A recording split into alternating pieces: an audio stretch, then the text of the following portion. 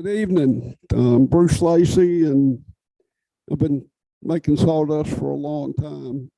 Every once in a while, something falls out of it that I want to keep. So, what we're going to do tonight is how I do finials for the Christmas tree. Ornaments. There's a bunch over there that are with the seashells and all wood. And I usually turn my finials first.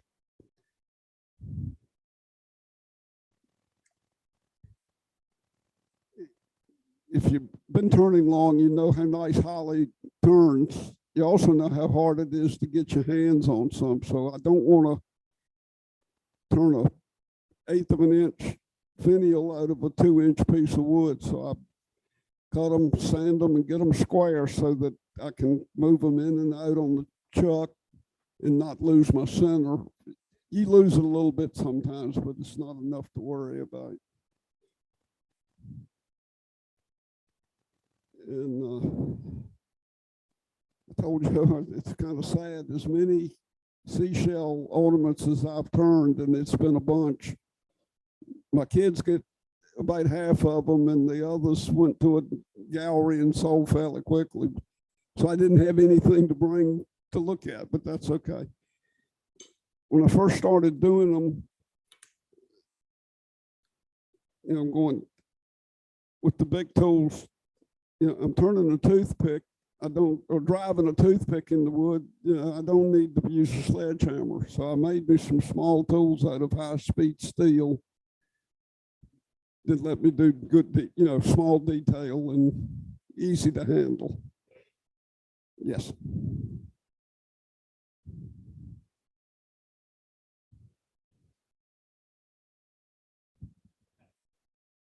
One way. Yes, it's 4-jaw. This is, and I don't, the symposium in Atlanta, they make a pin chuck jaws that fit it. And it's got 2 screws in it, so it doesn't flare bad. But if you get a catch, it flexes, and it may not go back. So what was centered is no longer centered on it. And they had these, and the aluminum pieces you can take out and get different diameter holding. They don't go down as small as the little one, but they don't. If you bend these, you're already hurt, and you're not going to be able to turn for a couple of weeks anyway. So. But I don't know if they're selling them. I haven't seen them advertised anywhere. And if I'd have known, I'd have gone ahead and got 2 more of the inserts that I didn't get, but because I wouldn't normally need them. I've got chucks like that would handle that size material. Money's no object. I highly recommend one way like chucks. They heavy, unless you're doing demos, because then you got to haul it around. But they are heavy duty chucks, and they really do hold up well.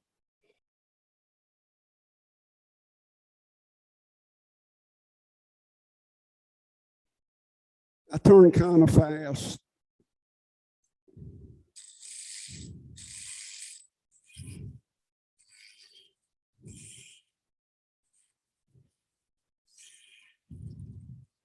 Ooh.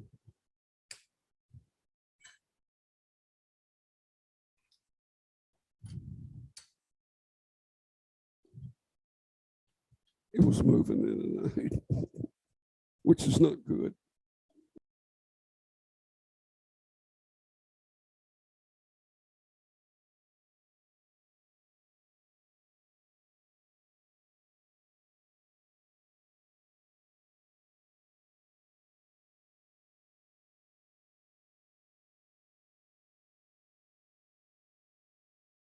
Being able to move your stock in and out of the chuck, you've got good support. If you're about 1 inch or 2 inches, you're getting pretty far out to do this without having something hold it.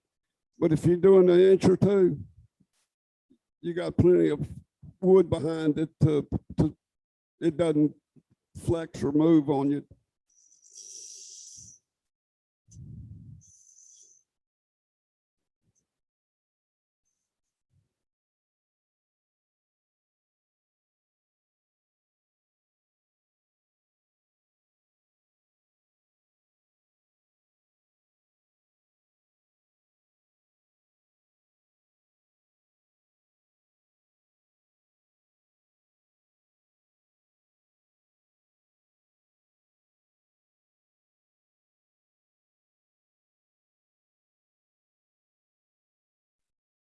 Finials should be like Christy Brinkley, have a lot of nice curves in it and a pretty smile.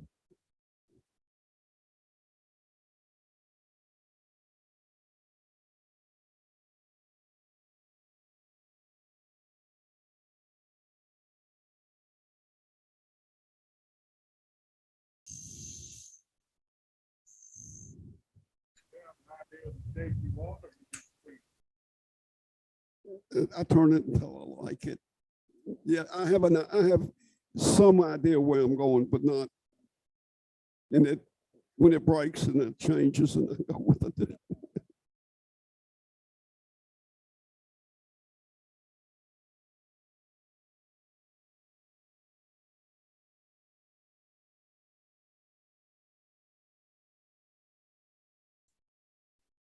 If you're gonna put the chuck key back in the chuck, don't turn the speed down low and leave the switch on. Cut it off.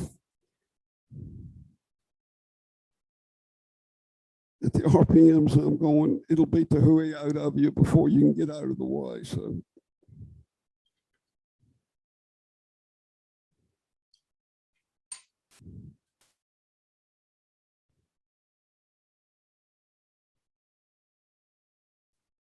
see, that got a little off center, but it's not going to be anything you can see.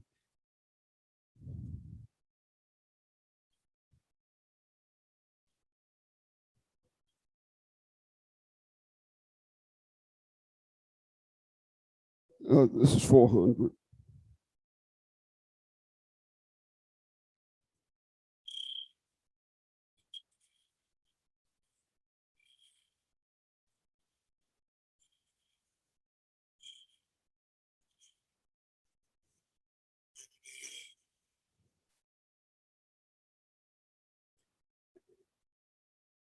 This is basically a round nose scraper. But at this size, it really does. I'm getting chips, so it's not scraping. It's not sawdust. And this one cuts coves also, but this edge is straight so that I can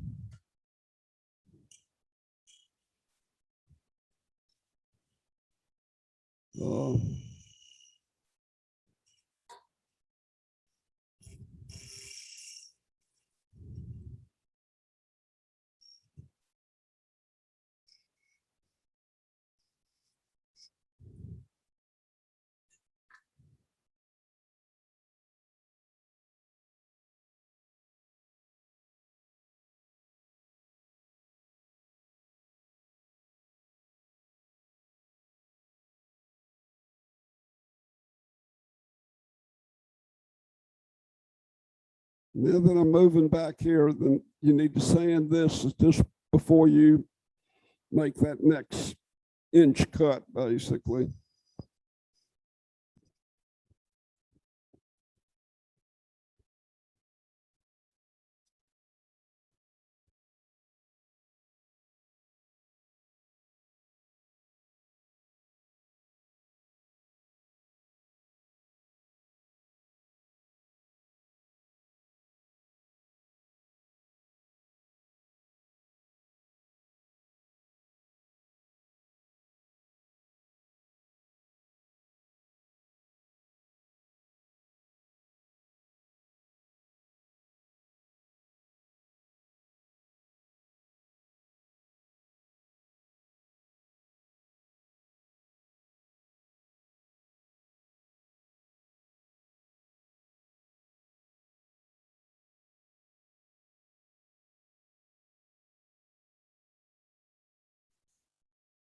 In this size tool, I can get a good smooth cove or a good smooth bead. It doesn't, you're not fighting.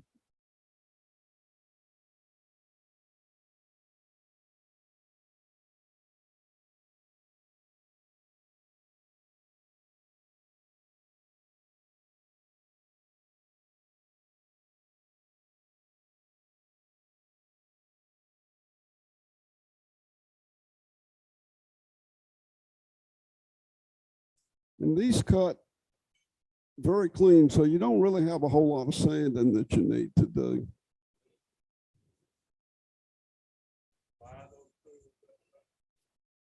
You can buy them from me. Otherwise, you have to make them.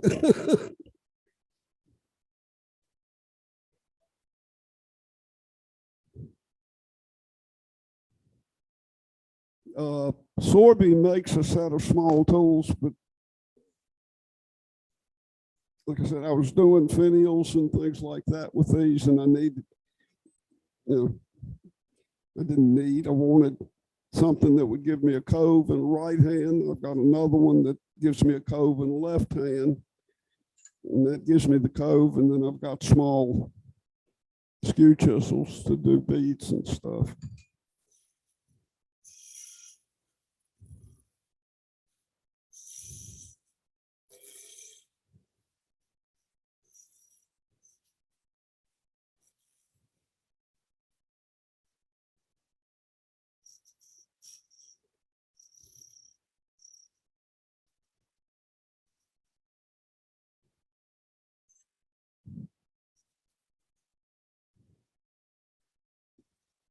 To do small finials, holly is really, if you're doing Christmas ornaments who want white, want the wood to show, holly's really nice because it's very white and it doesn't have a lot of grain pattern to it.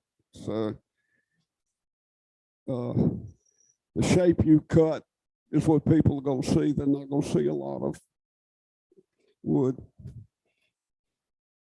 And somebody said, well, do you paint them? If I'm going to paint them, I'm going to turn plastic. I'm not going to use wood for it. Get the color you want. I haven't made any out of the English boxwood, which is it's more of a cream color. It's a nice warm color, but it is really dense and holds detail unbelievably. Again, it's not something you can go to a store and buy. It's a friend of mine, they cut 200 or 300-year-old English boxwoods now. So somebody, whoever complained that they couldn't see the graveyard from their car, and whoever they talked to did not give them the right answer, which was get your lazy butt out of the car and go up and look at the graveyard. We're not cutting any of it, but they cut them down. And a friend of mine found out and knew how good a wood it was and got some. And I fortunately was a good enough friend. He gave me some.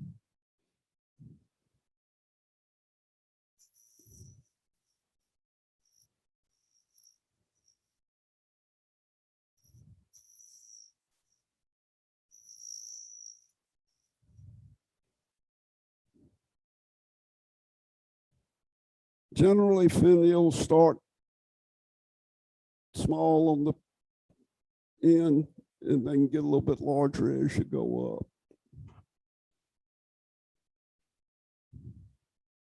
I'm not wide open, but it's pretty close. But when you're putting stuff in the chuck, tighten, rotate it, and tighten off the other one. And if it's a big piece, do it about 3 or 4 times. And each time you rotate, you'll be able to clamp down just that little bit more. And that little bit more may be what keeps it from hitting you in the head.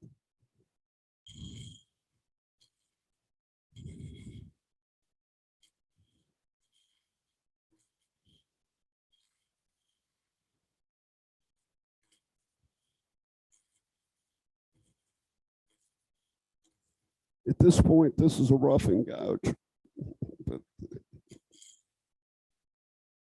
it's a roughing skew, I'm sorry.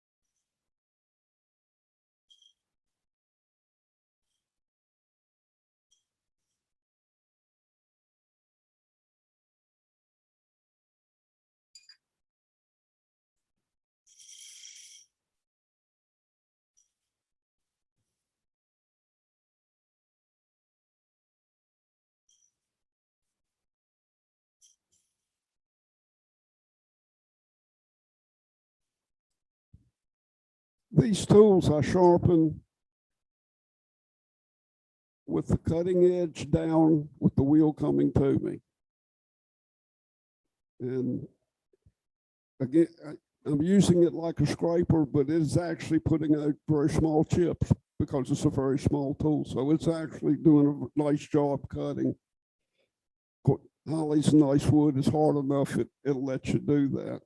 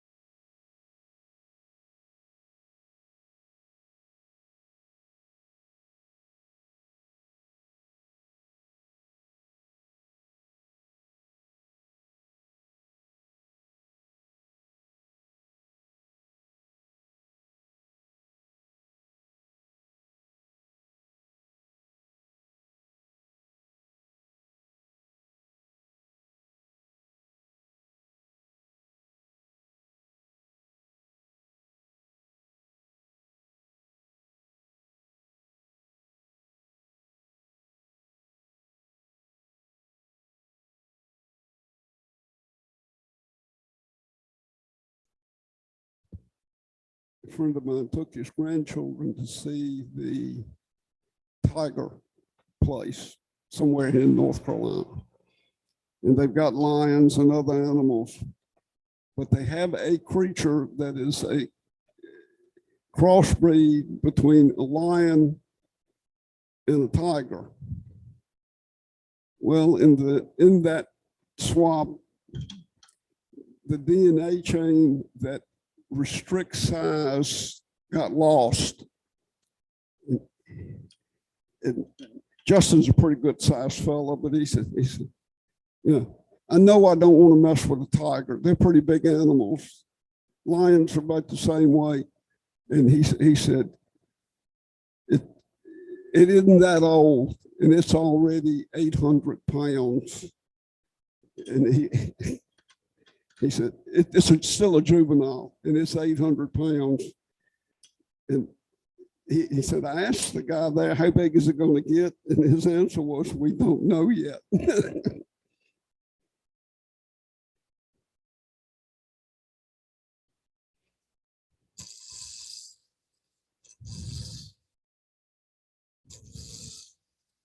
If you can see, I'm getting a little bit of wobble on the end of this, and that's where I've lost the center just a little bit. But once you get finished, there's enough movement, nobody's going to know that that center and this center are different.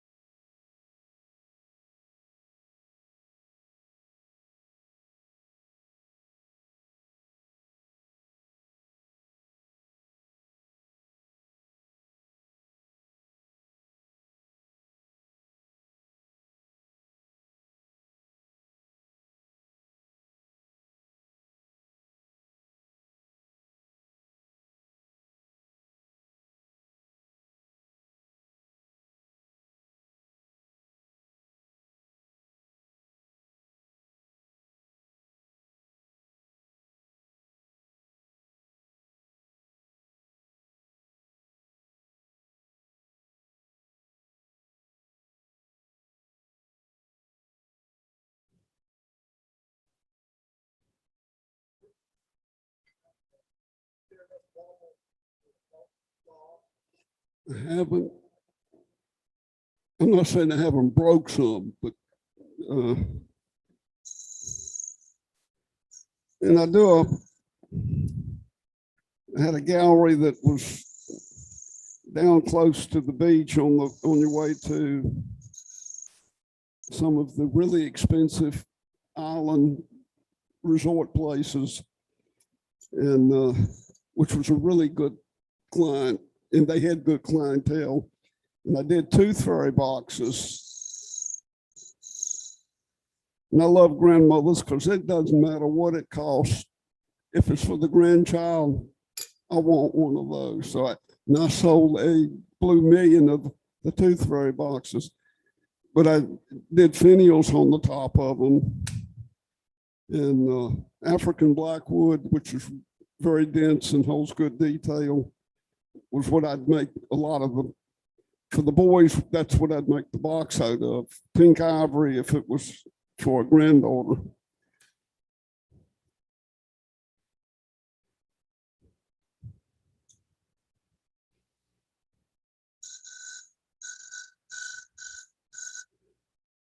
That says it's vibrating a little bit because I've cut behind that some.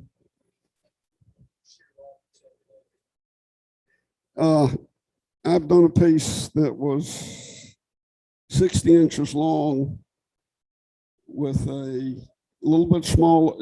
It was a little bit bigger than a 1/4-inch ball with an 3/4-inch stem in between the balls that was a little bit less than an eighth. It was out of diamond plywood, which is really would not, well, no, I ran the head of it into, as I went out, it went into the tailstock. But basically I was turning this much each time. Yeah, that thing, what I did is took a piece of PVC, I'm gonna say 3/4. Yeah, and put it in my chuck, put my chuck on the tailstock so that I had something that was held firm, but it would keep the flop down. No, you take it out of there and you can take that piece of wood and move it a lot.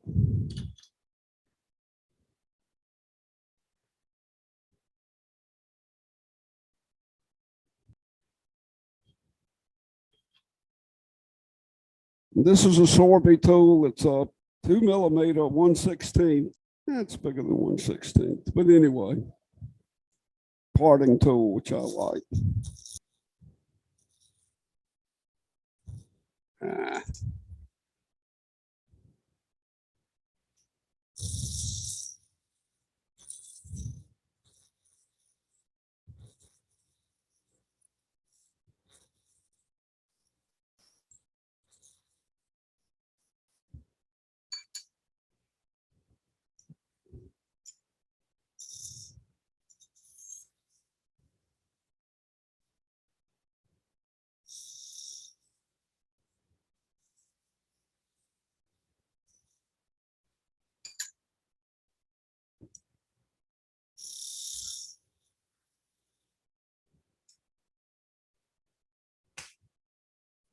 This one's got way too many switches.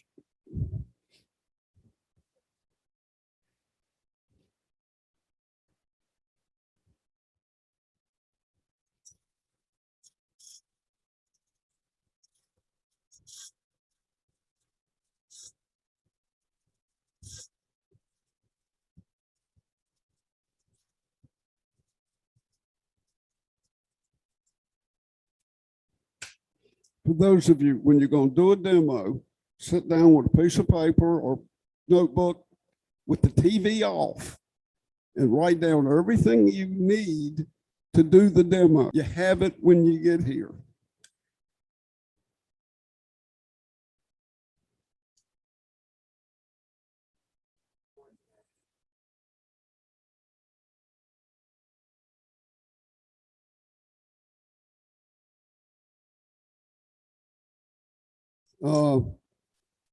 That's going to be the tenon that goes in the other piece of wood that's either your ornament or whatever.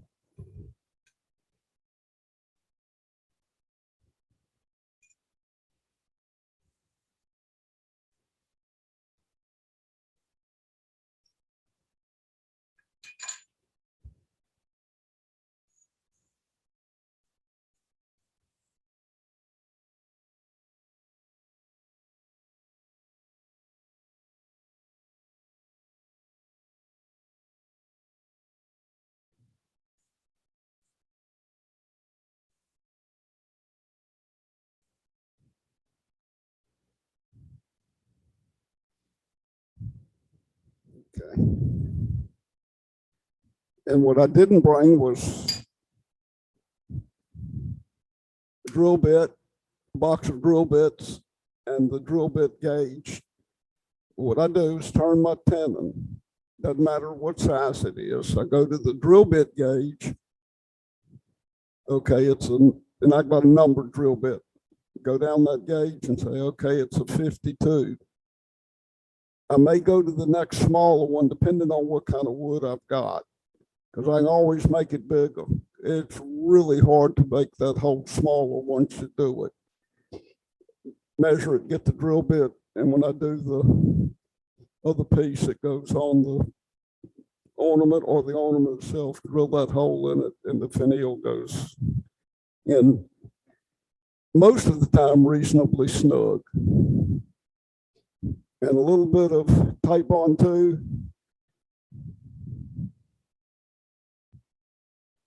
A lot of people use epoxy. If I'm going wood to wood, tape on too is as strong as you're going to get. So now if I'm gluing wood to the seashells, the urchins, then I probably would use a little bit of epoxy for that.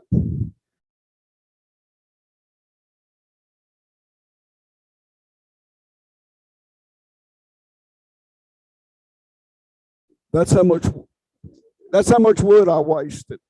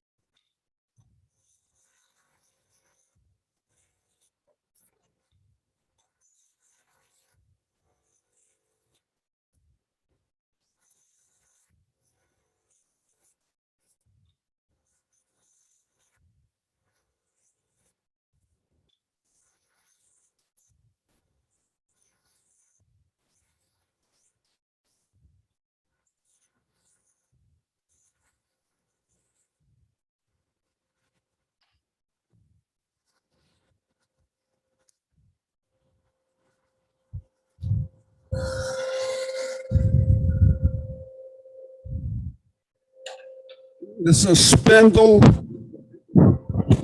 This is a spindle roughing gouge. You do not use this to turn bowls. The reason you don't use this to turn bowls, you see how small this is?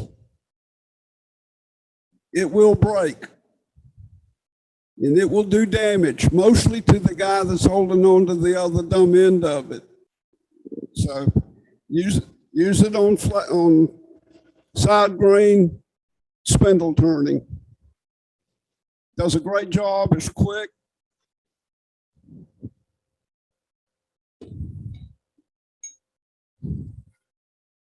And it's actually a very forgiving tool. You're not going to get hurt with it, basically.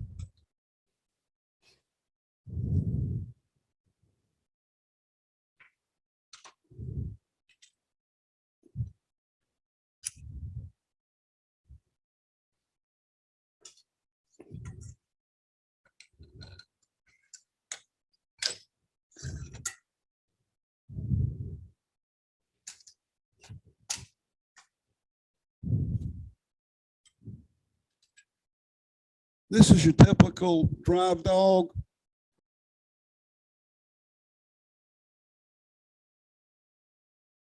The point's not spring loaded. And if you drive it in hard enough to hold real good, sometimes it'll split your wood. That comes with the lathe. So we'll say it's free if you, and I use that term loosely, okay?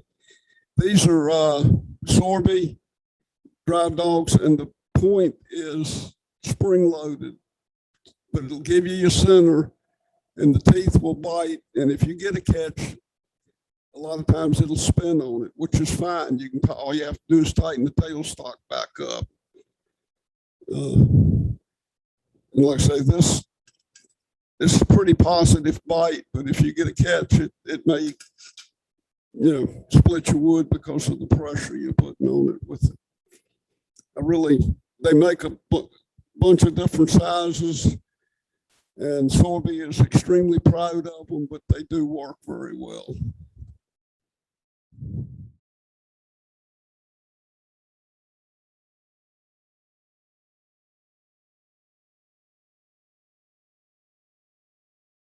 Been pretty good finding it up here.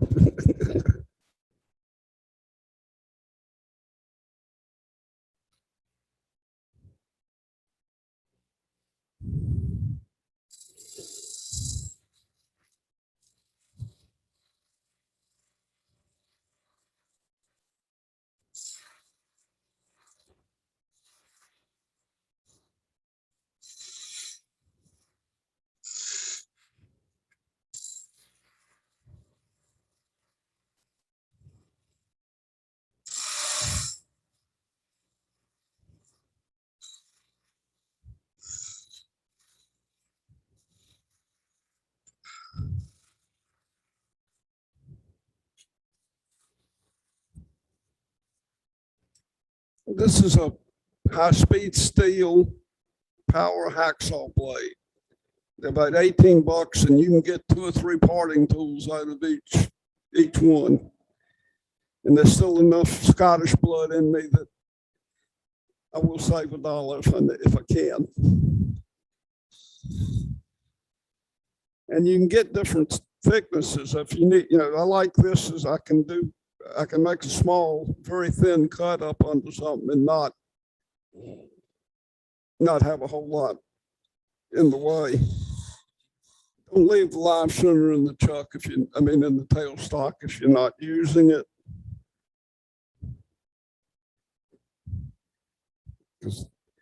And you can't tell because I've had plastic surgery on my arm right here, but it'll get you. And it is. And the bad thing is if you're doing something, hollowing inside a bowl or a deep face, when you hit your elbow on that, it just, nothing good comes of it.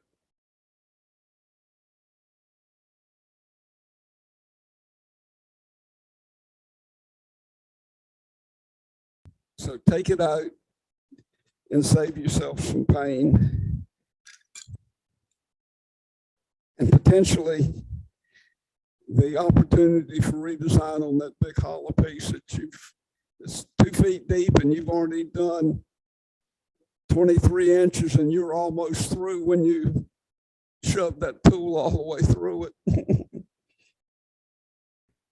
Sea urchin shell that has been dyed bluish purple. This is not usually the calipers I use. If you're going to use calipers to measure stuff while it's turning, you need to soften those 2 corners so they don't catch.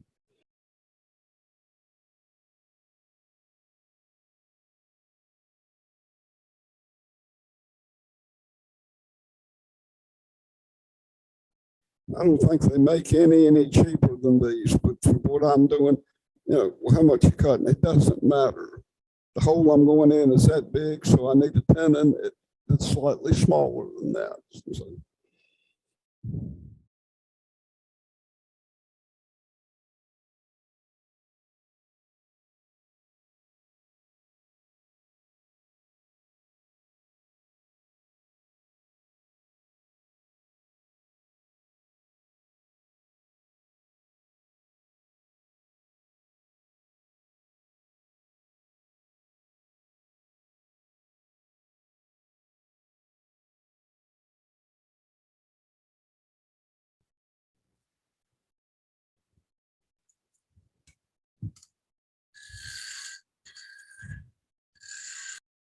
Joey he filled this with the spray foam. These shells are so thin, a good breeze will crack them. It doesn't take much at all. All of these are sea urchins, but there's some that are a little bit bigger over there with bigger bumps on it. The white ones, those are pretty strong, but they still are easy to break, and that's the outer skin of the sea urchin. It's segmented so that the sea urchin, as he grows, can get bigger. And when it breaks, it's a puzzle. You can actually put it back together if you have the patience of Job.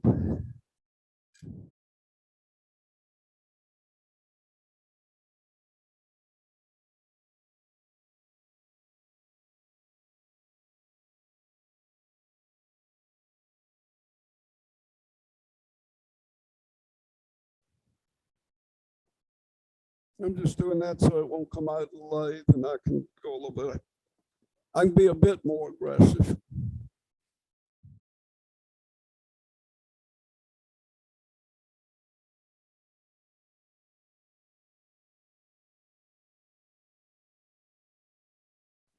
For new turners, go online and look up the AAW, which is the American Association of Woodturners. They have an incredibly good magazine. They have insurance if you're doing what I'm doing, that if I hit Joe in the head, we can get him a brain replacement, maybe. It's not that good of insurance, actually, but it's good. It's better than, it's a good insurance, but it's, yeah, well,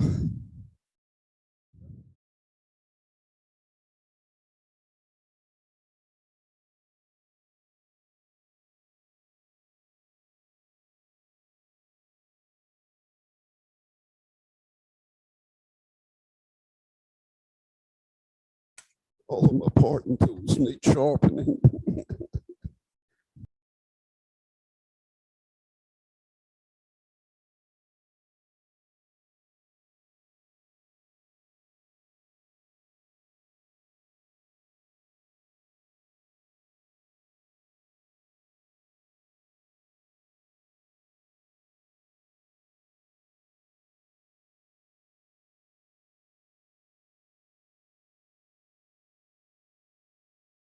Close enough for road work. This is going to be this end of it's going to be the bottom of this. And I'm going to make that tenon just a little bit smaller. Mostly because if I make it very tight and I force it in, then we will not have an ornament because it'll break the shell. Okay.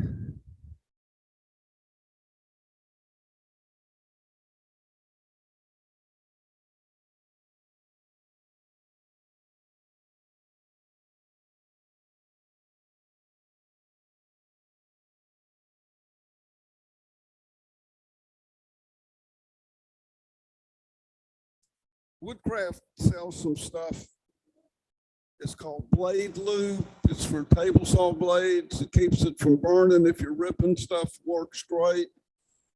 It also works really good on your parting tools to cut down on the friction and the burning that you can get, because I burnt this with that one.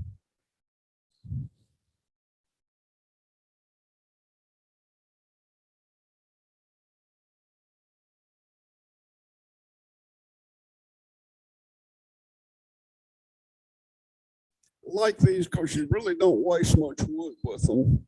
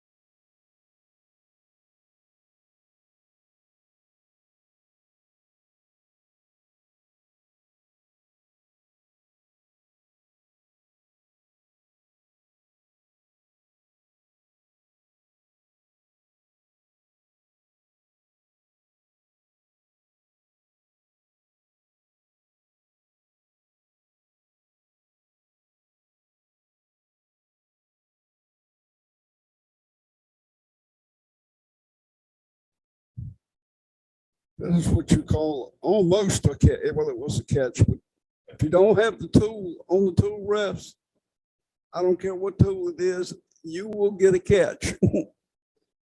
And sometimes the piece won't recover.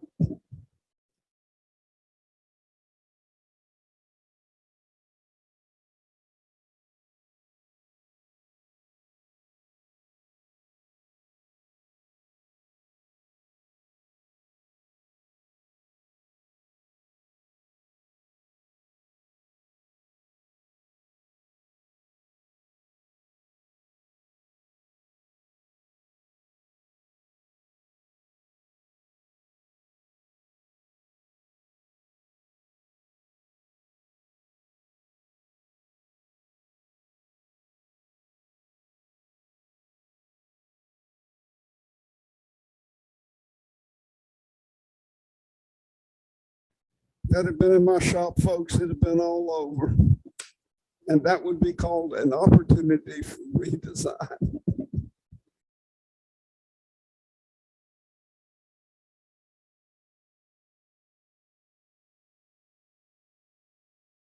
We didn't waste too much of that piece. That one this one I would have turned around, but this chuck won't go down that small, I don't think so.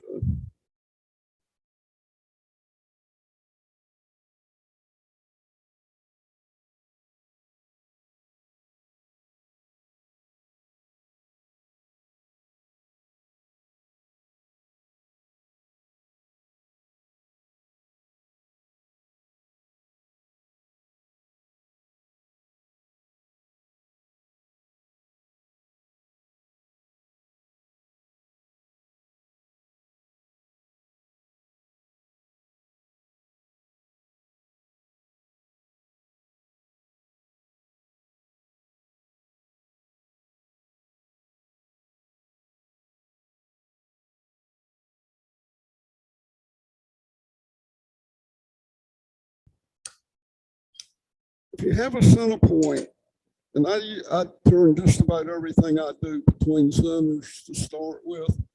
I've got a center point that I can go back to and do, so I can do some work on this, because if you don't have it, you can put it in here. It's not going to be on the center.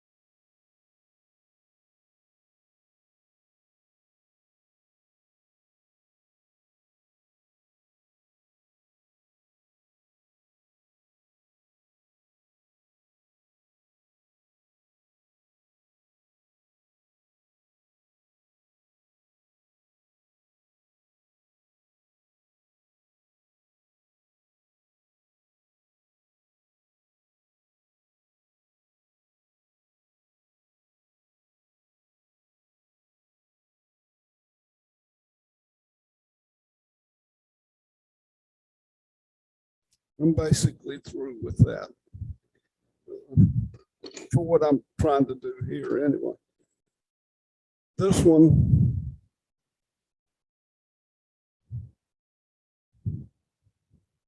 normally I would drill this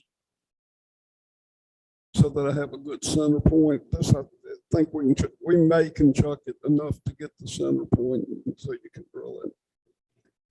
But you got to have your drill bits with you.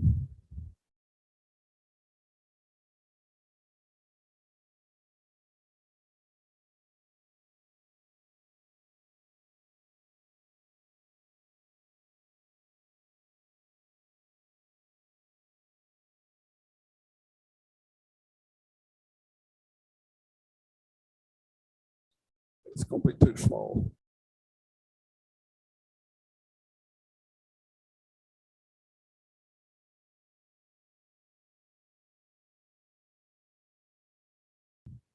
I'd rather be lucky than good.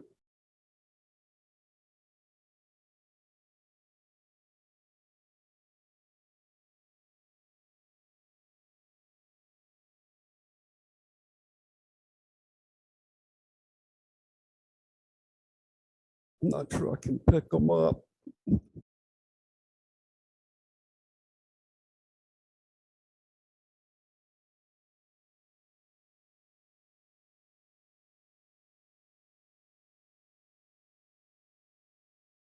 You didn't bring a pair of pliers, did you?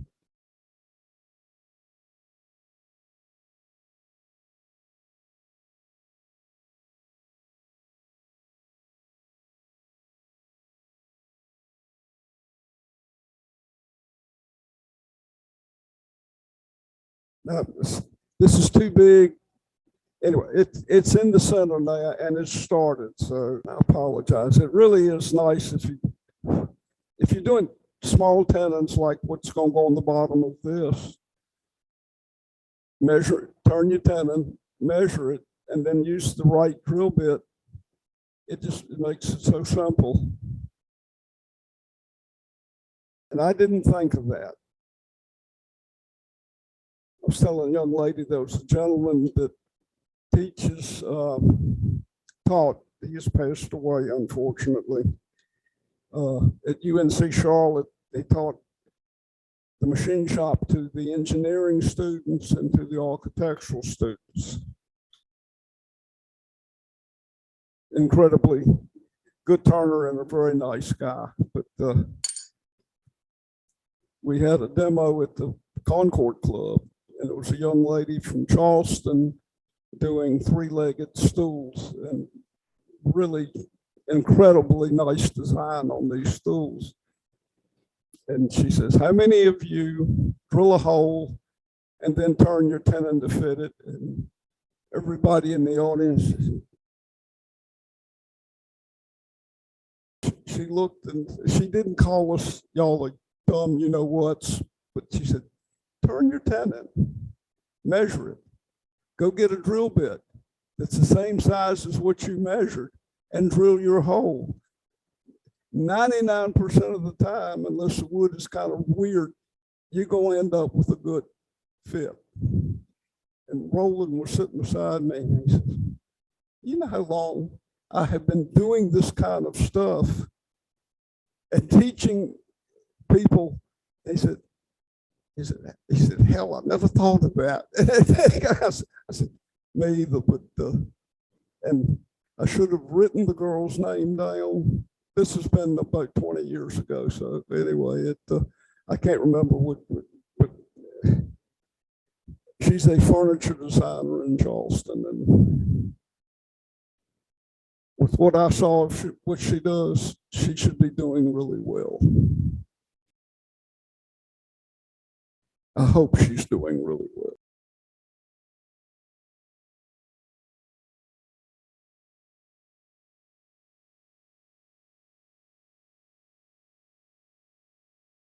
If y'all have any questions, please ask, because I'm not going to talk much right now. I want to at least get this pretty well finished.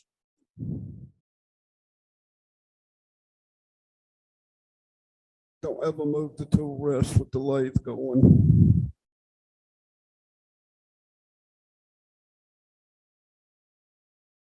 And you definitely don't do it. The closer the piece of wood is to a piece of artwork, at that point, you definitely shut the lathe off so you don't mess it up. If it's just a rough turn, nah, but you don't want to do that.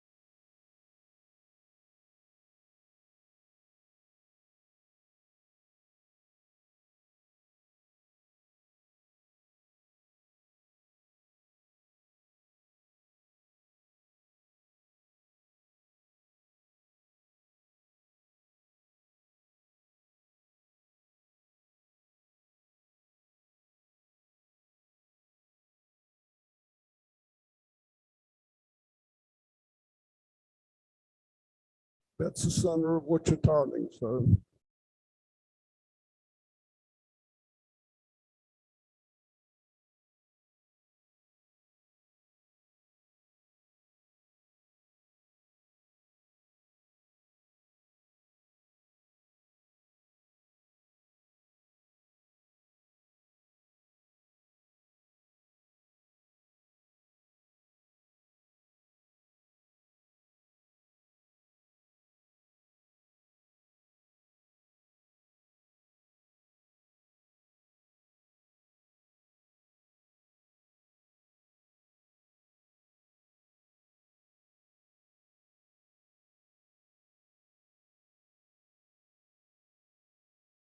there are times when those tools are, when you're doing something a little bit bigger piece, they're a little too small. You end up with some tool marks. So.